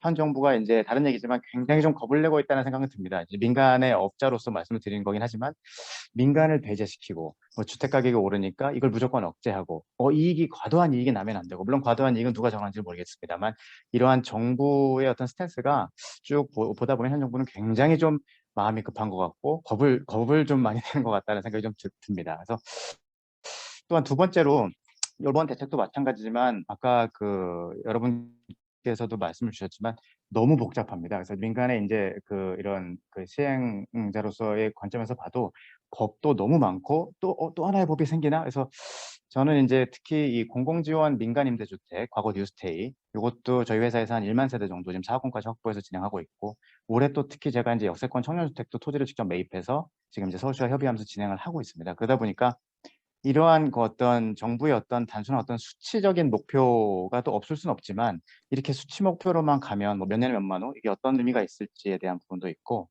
조금 더 근본적으로 이렇게 말씀을 이제 드리고 싶은 게, 근본적으로 정부 정책에 대한 불신이 좀 너무 심한 게 아닌가. 뭐 LH 사태도 있었고, 물론 이제 작년 재작년에 뭐 이 임대 관련해서는 6.17 710 대책, 뭐 그건 제가 사업을 진행하면서도 너무 큰 영향을 받았었고요. 특히 김홍현 박사님 말씀하신 뭐 28번의 대책이 지금까지 있었다라는 것을 봐도 그걸 다 과연 대책이라고 부를 만한 것인가에 대한 또 의구심도 들고, 그런 여러 가지가 있을 때 근본적으로 이제 정부 정책의 좀 단기적인 관점의 이 시그널과 방향이 필요한데, 또 이렇게 새로운 정책이 마냥 나오게 되면 이것들 민간 쪽에서는 어떻게 받아들여질지가 조금은 이제 궁금합니다. 그리고 마지막으로 이제 말씀을 좀 드리면, 이게 모든 정책은 사실은 뭐 박사님들께서 더 잘 아시겠지만 이 효율성하고 형평성 두 가지로 좀 이 정책의 이 효용성을 좀 따져야 된다고 보는데, 효율성에선 말씀드린 바와 같이 과연 이 공공이 과연 민간의 그 기존의 역할을 대체할 수 있을지, 더 효율이 날지, 물론 이제 사회적으로 효율만 따지는 건 아니지만 반대로 또 형평성의 측면에서도 특히 박정환 박사님 말씀에 와닿았던 건, 이게 뭐 무조건 완화한다고 해서 이게 다 되는 건지, 또 완화하는 거의 기준인 사업성의 관점이 정의가 무엇인지, 그리고 또 그 완화해 줌으로써 일부 지역과 지역과의 어떤 뭐 불균형, 이 갈등, 그리고 이제 제가 청년주택 사업을 또 진행하다 보니까 그 지자체 내에서도 서울시와 자치구 간의 갈등, 뭐 예를 들어서 아까 무조건 공공임대주택이 이 기부 체납의 일변도인데, 사실 자치구에서는 그렇게 원하지 않고 있는 것들이 많습니다. 그러다 보니 또 뒤늦게 시와 구가 협의를 하다 보니까 또 시간도 걸리고, 임대주택이 아닌 다른 시설로서 사업자에게 또 혼란만 가중시키고, 뭐 이런 것들이 좀 있다 보니까 오늘 뭐 구체적인 강론에 대해서 말씀드리기보다는 이제 이 정도로 제가 느꼈던 그런 평소에 민간의 입장에서 혹은 정부 정책의 어떤 그런 근간의 어떤 배경에 대해서 조금 말씀을 드리면서 좀 마무리를 하겠습니다. 네. 네, 감사합니다. 민간에 계시다 보니까 조금 더 그 말씀의 톤을 높여서 부정적인 부분, 또 정부 정책에 대한 부분에 어떤 좀 우려사항을 말씀 주셨던 것 같습니다. 뭐 그럼에도 불구하고 일단 처음에는 수요 억제 일변도에서 궁극적으로 전환하는 것이나 도심 내로 또 주거환경 열악 지역을 개선하겠다고 하는 어떤 접근 방식은 되게 긍정적으로 말씀 주셨고요. 다만 뭐 이러한 그 민간 정비 사업의 어떤 뭐 문제, 원인 진단, 이게 정말 정확한 것이냐, 조금 수긍하기 어렵다는 좀 말씀을 해주셨고요. 이 그런 부분에서는 정부의 입장이 굉장히 마음은 급하지만 민간과 함께하거나 민간이 주도하는 거에 대한 그런 좀 뭐 조급함이나 우려의 포지션이 강한 것 같다라는 말씀을 주셨고, 제도가 너무 복잡하다. 그럼에도 불구하고 제시하는 목표가 수치 목표 중심 아니냐, 뭐 그런 좀 근본적인 좀 뭐 문제 지적도 해주셨습니다.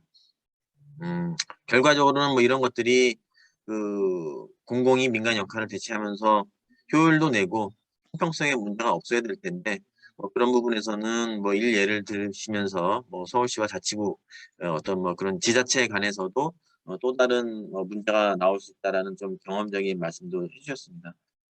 자, 이렇게 해서 그 발제와 또 네 분의 좋으신 토론 말씀 들었습니다.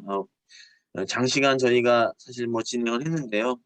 워낙 시간이 많이 지나서 뭐 많은 시간을 드릴 수는 없지만, 그래도 또 토론자분들의 많은 말씀 정리하면서 김옥연 박사님께서 뭐 네. 짧게 뭐 1, 2분 정도? 사실 네. 뭐 그 질문 사항에 대해서 일일이 답변 주시기는 어려울 것 같고요. 네. 그냥 그 통론적인 측면에서의 뭐 정리와 앞으로의 좀 뭐 연구, 뭐 정책 방향에 대해서 간단한 말씀, 마무리 말씀 해주시는 걸로 정리해야 될 것 같습니다. 김옥연 박사님, 간단히 네네. 말씀 가능하신가요? 네네. 네. 예, 지금 토론자분들께서 말씀하신 부분에 대해서 매우 뼈아프게 듣고 있습니다. 그래서 말씀하신 대로 많은 한계가 있을 것 같고, 저 역시도 이렇게 하다가는 망할지도 모르겠다 뭐 이런 생각도 들긴 드는데, 어쨌든 지금 그래도 말씀을 드리자면, 저도 사실은 정부의 상황 판단이 공급 측면에서 시장 불안을 공급 부족 측면에서만 어쨌든 판단해서 이 정책을 내놓은 거에 대해서는 매우 그 부분에서 뭐 일정 부분 다 동의하지는 않습니다. 어쨌든 다른 세금 부분도 너무 강력하게 하는 바람에 시장이 이제 거래 안 되는 부분도 있고, 다른 측면에서의 또 그 시장에 나타나지 않는 그런 거래나 이런 부분도 있거든요. 그래서 그런 부분을 다 이제 해서 종합적으로 이제 분석해서 원인 진단을 해야 되는데, 그런 부분이 부족하다는 데 저도 매우 동의하고 있고요. 그러나 어쨌든 도심 주택이 이제 필요하다는 측면에서 그리고 민간 주도 방식으로는 조금 이제 부족하지 않나, 이제 상황 판단을 그렇게 했고, 그 대안으로 이제 공공이 들어간 건데, 지금 말씀하신 대로 이제 매몰 비용에 대한 부분들, 사실은 저도 사실은 이것을 LH가 어떻게 할 것인가에 대한 고민도 있고, 어떻게 지금 만약에 이제 그 3분의 2가 안 돼서 1년 안에 어쨌든 그 주민들하고 작업을 쫙 하다가 1년 안에 동의가 안 돼서 이제 그 해제해야 되는 그런 국면이 왔을 때 어떻게 할 것인가, 그동안의 매몰 비용은. 근데 그거는 어쩔 수 없이 뭐 그 사업 시행자는 LH가 책임을 지게 되는 것이고, 모든 리스크를 이제 LH가 책임을 진다라고 이 정책에 그 선언이 돼 있거든요. 그래서 그런 부분은 책임을 질 것 같습니다. 그리고 일단은 이 민간의 얘기를 많이 하셨는데, 민간 시공자, 예전에 이제 사업 시행자의 그 기능을 조금 이제 그 LH가 담당하게 되는 것이죠. 근데 이제 지금 LH가 하게 되면 공공이 하게 되면 닭장 아파트 공급이 아니냐, 주거 환경이 나쁜 뭐 주택 평형이라든가 뭐 마감이라든가 이런 안 좋은 주택을 짓는 게 아니라, 그런 부분 전혀 그렇지 않습니다. 왜냐하면 어떤 브랜드 있는 민간 시공자를 주민이 추천할 것이고, 그러면 LH는 어떤 일정한 그 추천 시스템, 선정 시스템에 의해서 도급제가 아닌 설계안이 가장 좋은 민간 시공사를 선정하게 될 것이고, 그런 시공사는 만약에 그 사업비를 일정 부분 조달한다면 LH와 공동 사업 시행자가 되는 방향으로 LH가 그렇게 계획을 짜고 있습니다. 그래서 LH가 다 할 수 없을 뿐더러 지금 말씀하신 대로 모든 사업지구가 굉장히 많고, 그리고 일정 부분 이제 민간의 그 노하우라든가 이런 부분을 같이 이제 뭐 협력해서 해야 될 필요가 있거든요. 그래서 시공자 역할로 그냥 한정되지 않을 것이라는 그런 측면이고, 그다음에 양질의 주택 공급은 맞다라는 그 있고요. 그리고 임대주택 공공성에 대해서 말씀을 하셨는데, 그 임대주택이 김지은 박사님이 말씀하신 것처럼 그 일반 공공사업보다 확실히 줄어듭니다. 10% 정도로 예상을, 실제 사업에 있어서는 10% 정도로 예상을 하고 있는데, 그 대신 공공자가 주택이 들어가거든요. 이 부분은 공공자가 주택은 공공임대처럼 전혀 주민들 수익률에 전혀 영향을 미치지 않고요. 공공주거 주택의 일정 부분 한 50%는 LH가 부담을 하고, 나머지 50%는 영세 토지주, 그 주택을 받고자 하는 토지주들이 부담하기 때문에 그 현금가가 부족한 그런 사람들도 이제 그 재정착을 할 수 있게 만드는 그런 역할을 LH가 하게 됩니다. 그래서 그런 부분에 있어서 어느 정도 공공성을 확보하는 것이 아닌가. 그리고 민간 사업에서는 광범위한 이주 대책을 할 수는 없습니다. 이주비는 이사비나 이런 부분을 댈 수는 있겠지만, 어쨌든 이주 정착금이라든가 이런 부분들이 좀 공공사업에서는 들어가게 되거든요. 이제 그런 부분을 공공성이라고 한다면 일정 부분 공공성이라고 할 수도 있을 것이고, 그리고 그 모든 현금 청산자 또는 모든 그 현물 보상 대상자, 그 다음에 세입자까지 어쨌든 포용적으로 이 부분을 뭐 재정착이라든가 아니면 새로운 주거지로 이사를 가게 될 경우 그 부분을 다 이제 책임진다는, 공공이 책임지는 그런 사업 방식이고요. 그리고 지금 맞습니다. 김지은 박사님 말씀 맞는데요. 지구 지정까지는 이제 국토부가 하게 됩니다. 국토부 승인하고 하게 되고, 그리고 이제 지구 지정하게 되고 사업 승인에 가서는 지자체 인허가를 받는데, 이게 다르죠, 단계가. 그래서 이제 좀 공기업이 사업하기 굉장히 좀 힘듭니다. 지구정까지 했다가 또 사업 승인에 사업계획 승인 받은 시점에서는 또 지자체랑 협의를 해야 되기 때문에 처음에 이제 계획한 대로 안 될 수가 있거든요. 그래서 지금 분담금을 이제 제시하기 매우 어려운 상황인 거죠. 그때 가서 이제 통합심의 과정에 가서 용적률이 깎일 수도 있고 층수가 낮아질 수도 있는 부분이 발생하기 때문에, 그래서 이제 공주법에 지구지정 단계부터 사전검토위원회라는 부분을 둬서 여러 가지 학계 전문가들이라든가 아니면 공무원 담당자, 사업 담당자 그런 협의체를 만들어서 처음부터 지구지정 단계부터 이제 용적률이라든가 이런 부분을 좀 협의를 하게 되거든요. 그래서 통합심의에 가서 갑자기 깎이는 일이 없도록. 그래서 그 시점에 국토부도 굉장히 리스크가 있다는 걸 아는 거죠. 자기네가 승인은 했지만 이제 심의 단계 가서 지자체 인허가 과정에서 깎일 수도 있기 때문에 그 지자체가 참여하는 사전 검토 회의를, 국토부도 같이 참여하는 그런 회의를 처음 지구정 단계부터 만들어 갖고 같이 협의를 쭉 하게 된다라는 그 부분을 이제 공주법에 넣었었는데, 근데 이제 입법 과정에서 그 부분은 빠지긴 했는데, 어쨌든 그 운영 과정에서는 그렇게 그 협의체를 두도록 그렇게 이제 계획을 하고 있고요. 뭐 여러 가지로 해주시죠. 뭐. 네네네, 여러 가지로 이제 부족한 사업인 거는 맞습니다. 부족한 사업인 건 맞지만 어쨌든 뭐 주택 공급 수단으로서의 그다음에 또 도시 맥락적 관점에서 어쨌든 도시 전체적인 어떤 경관을 해치거나 또는 서울 플랜에 많이 벗어나거나 또는 이제 종합발전계획과의 전혀 이제 상이한 그런 계획은 나오지 않을 것으로 예상됩니다. 왜냐하면 이제 이 수익률이라는 것이 사실은 분담금을 낮춰준다는 거거든요. 수익률을 돈으로 주는 게 아니라, 그러니까 분담금이 자력으로 개발했을 때, 민간 주도로 개발했을 때 일정 부분 낮춰줄 수 있다라는 거지, LH가 했을 때 엄청 많은 개발 이익을 담보할 수 있다, 이건 아니거든요. 그러니까 사업 기간을 단축시켜서 어느 정도 분담금을 낮춰주고 그다음에 공사 분리기 안에서 분담금을 낮춰준다는 그런 측면이기 때문에 LH가 한다고 해서 엄청난 개발 이익을 갖는 사업이라고는 말씀드리기는 어렵습니다. 그래서 민간에서 갖는 한계, 이 부분을 조금씩 풀면서 하는 사업들이고, 그다음에 단독으로 할 수는 없는 사업들이고요. 예, 그런 식으로 이 사업이 어떻다라는 것을 좀 종합적으로 말씀드렸습니다. 이상입니다. 네, 감사합니다. 발제 중에도 그렇고 또 토론 정리 말씀 중에도 제가 또 뭐 시간에 대한 제약을 말씀드려서 너무 죄송하네요. 여러 가지 말씀드렸는데 사실은 이 주제로는 저희에게 주어진 90분, 저희가 사실 넘어서 2시간 가까이 하고 있는데, 오늘 하루 종일 해도 시간이 부족하지 않을까 싶습니다. 그리고 또 하루 종일 해도 굉장히 유익하게 제도와 현실의 이슈를 저희가 나눌 수 있지 않을까. 굉장히 의미 있는 주제, 의미 있는 발제와 토론이었다고 생각을 하고요. 사실 뭐 제기되었던 여러 가지 조금 뭐 부정적인 거나 좀 뭐 제도적인 뭐 문제점 뭐 이런 부분에서는 뭐 제가 생각할 때는 또 그 김옥연 박사님이 어떤 뭐 연구자 입장이 아니고 불가피한 또 좀 그 연구원 소속에서 활동하시다 보면 뭐 그런 소속 기관이나 또 뭐 정부의 입장에 맞춰야 하는 그런 제한적인 상황도 있었을 것 같습니다. 뭐 다른 우리 토론에 참여하고 계신 박사님들도 충분히 그런 부분 또 공감하시라는 생각이 들고요.